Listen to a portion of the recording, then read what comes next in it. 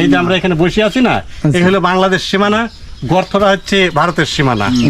এটা বাংলাদেশ এবং গর্তটা ভারত। আপনি বাংলাদেশ, আপনি গর্তটা ভারতের, আর এইটা আমরা বসে আছি বাংলাদেশ সীমানা, একদম সীমানায়, একবারে শেষ সীমানা, শেষ সীমানায়।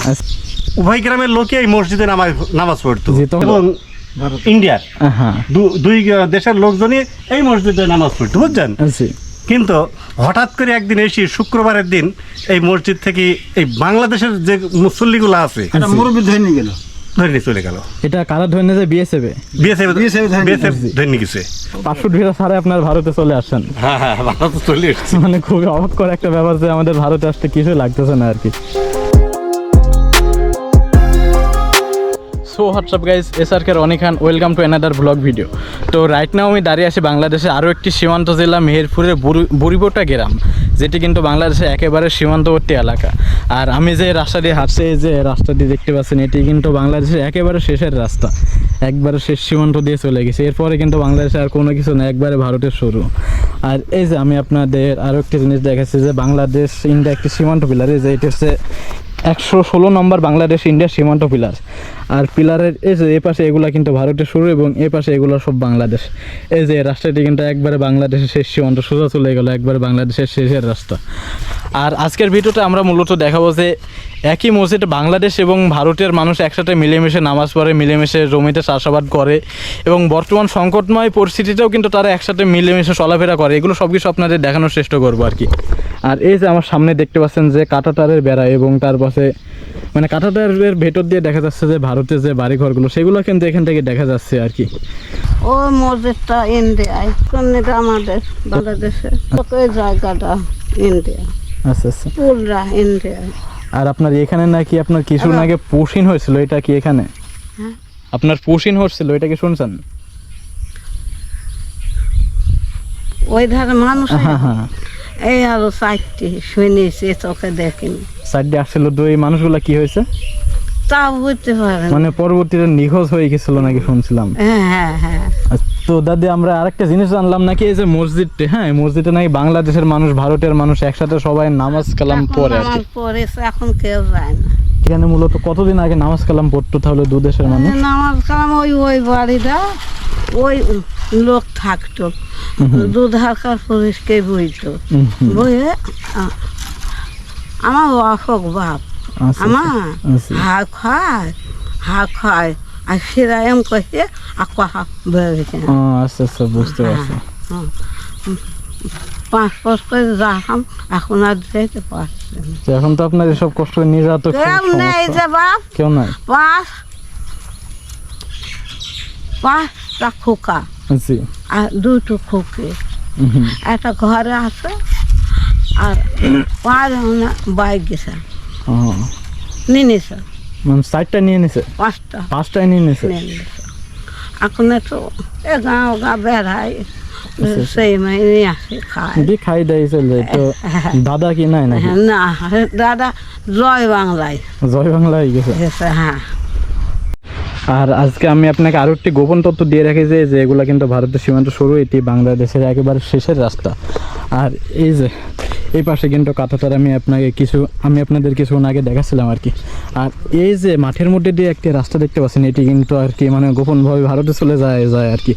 দুই পাশে দেখতে পাচ্ছেন যে পাট কেটে, এবং ভেতরের রাস্তাটা সোজা চলে যায় ভারতের মধ্যে। আর এই যে এটি কিন্তু বাংলাদেশের শেষের রাস্তা। তো দেখ, আজকের ভিডিওর উদ্দেশ্য মূলত আমরা এই গ্রামটা ঘুরবো এবং এখানকার পরিবেশ সম্বন্ধে জানানোর চেষ্টা করবো আর কি। এই জায়গায় আমরা কিন্তু বাংলাদেশের একেবারে শেষের রাস্তা দিয়ে বাইক নিয়ে চলে যাচ্ছি, কিন্তু এই যে এটি হচ্ছে বাংলাদেশের একেবারে শেষের রাস্তা, আর এই পাশে এগুলো কিন্তু সব ভারতের মধ্যে।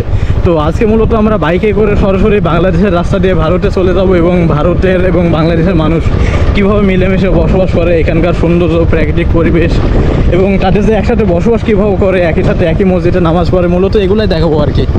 আর এই যে দেখুন কি সুন্দর পরিবেশ, আর সামনে এই যে ভারতের মধ্যে চলে যাচ্ছে আর কি। এই যে আমরা কিন্তু যাচ্ছি ভারত এবং বাংলাদেশের মাঝের একটি রাস্তা দিয়ে। এই যে এ পাশে এটি কিন্তু ভারতের পুকুর, এবং এই যে এ পাশে এটি কিন্তু আবার বাংলাদেশের পুকুর। আর আমরা কিন্তু বাইক নিয়ে সরাসরি ভারতের মধ্যে চলে যাচ্ছি আর কি।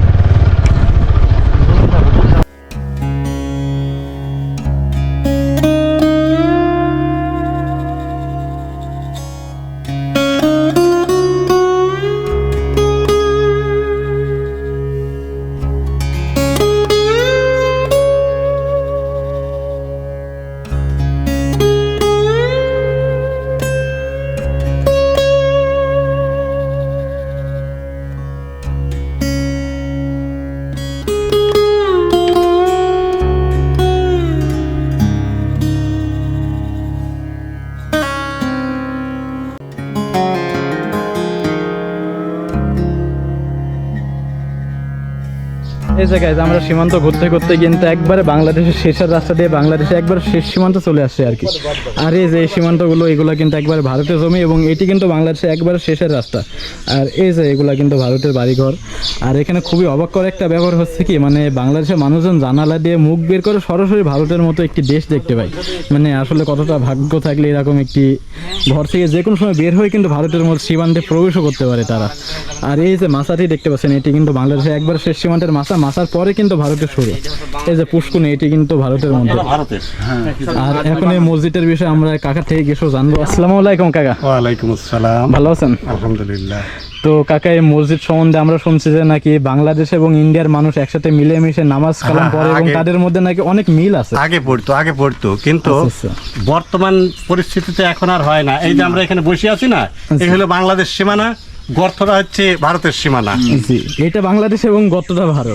বাংলাদেশ গর্তটা ভারতের, আর এইটা আমরা বসে আছি বাংলাদেশ সীমানা, একদম সীমানায়, একবারে শেষ সীমানায়। আচ্ছা আচ্ছা। এই যে মসজিদ আছে, মসজিদ প্রায় স্বাধীনের আগের মসজিদ হয়তোবা, কত অত সঠিকভাবে আমি বলতে পারবো না, তবে স্বাধীনের আগকার মসজিদ এটা। ওইখান দিয়ে রাস্তা ছিল আগে, ওইখান দিয়ে বরাবর এইটা রাস্তা ছিল, মেন রাস্তা ছিল এইটা। এই রাস্তা ছিল ভারতের রাস্তা, তাই তো? ভারতে এবং বাংলাদেশের উভয় পক্ষের রাস্তা ছিল। ওই যে মেন রাস্তা ওখান থেকে ঘুরিয়ে এদিকে গেছে না, ওই রাস্তাটাই ছিল এইখান দিয়ে মূলত। আচ্ছা আচ্ছা। এইখান দিয়ে রাস্তাটা ছিল, এই রাস্তাটা বিএসএফরা বন্ধ করে দিছে। তখন ইয়েতে বাংলাদেশের লোকজনের সুবিধার জন্য রাস্তাটা ঘুরিয়ে আবার এই সাইড দিয়ে গ্রামের মধ্যে নিয়ে আসে, এই সাইডে গ্রামের মধ্যে নিয়ে আসে এবং এটি বাংলাদেশ একবার শেষের রাস্তা হয়ে যায়, শেষ সীমানা। আর এই রাস্তাটা পরে ভাঙা পড়ে যায়। কিন্তু এইখানে যখন এখানে কিছুদিন আগে উভয় গ্রামের লোকে এই মসজিদে নামাজ পড়তো এবং ইন্ডিয়ার দুই দেশের লোকজনই এই মসজিদে নামাজ পড়তো, বুঝছেন? কিন্তু হঠাৎ করে একদিন এসে শুক্রবারের দিন এই মসজিদ থেকে এই বাংলাদেশের যে মুসল্লিগুলো আছে মুরব্বী ধরে নিয়ে গেল, ধরে নিয়ে চলে গেল। এটা কারা ধরে নিয়ে যায়? বিএসএফ ধরে নিয়ে গেছে। ধরে নিয়ে যাওয়ার পরে তাদের আবার কি ইয়েতে পতাকা বৈঠকের মাধ্যমে মিটিং করে আমাদের আসামি দুই পুলিশের মিটিং। এক কথাই এই মসজিদে বাংলাদেশিদের নামাজ পড়তে দেবে না। না, নামাজ পড়তে দেবে না। বাংলাদেশিদের এখন আর ওখানে নামাজ পড়তে যায় না, কিন্তু ওই নবীনগরের কিছু মুসল্লি এসে শুধু জুম্মার দিন এখানে নামাজ পড়ে। নবীনগর এটা কি বাংলাদেশের না ভারতের? ভারত, নবীনগরের ভারত। মানে অর্থাৎ এখনো ভারতের মানুষ এসে, আর এটা হলো খালপাড়া, এটাও নবীনগর খালপাড়া, ওটাও নবীনগর খালপাড়া। ও আচ্ছা আচ্ছা, বুঝতে পারছি। কিন্তু একই গ্রাম, এখানে সব ছেলে একসঙ্গে, ডাকাতির ভয় সব পালিয়ে গেল। গাইজ আসলে মানুষের কতটা মিল থাকলে দুটি দেশের মানুষ একসাথে মিলেমিশে নামাজ পড়তে পারে এবং একই সাথে এসব জমি জায়গা আছে এগুলো সবাই চাষাবাদ করে আর কি। তো বিএসএফ এবং বিজিবির কারণে কিন্তু এই যে দু দেশের সম্পর্ক ভালো ছিল, কিন্তু আস্তে আস্তে এই সম্পর্ক কিন্তু নষ্ট হয়ে যায় আর কি। মানে বাংলাদেশের মুসল্লি যখন এই মসজিদে নামাজ পড়ে তখন কিন্তু বিএসএফ ধরে নিয়ে যায় এবং এইভাবে কিন্তু বাংলাদেশের মানুষজন আর কি পরবর্তী নামাজ পড়তে যায় না। তো বর্তমানে এই যে মসজিদ এটি কিন্তু রানিং আছে এবং ভারতের কিছু মানুষজন এই জমি জায়গাতে চাষাবাদ করতে আসে এবং তারপরে কিন্তু এই মসজিদে এখনো নামাজ কালাম পড়ে আর কি। এই তো কাকা আমরা তো এখন ভারতে নাকি? আপনি তো ভারতে সব।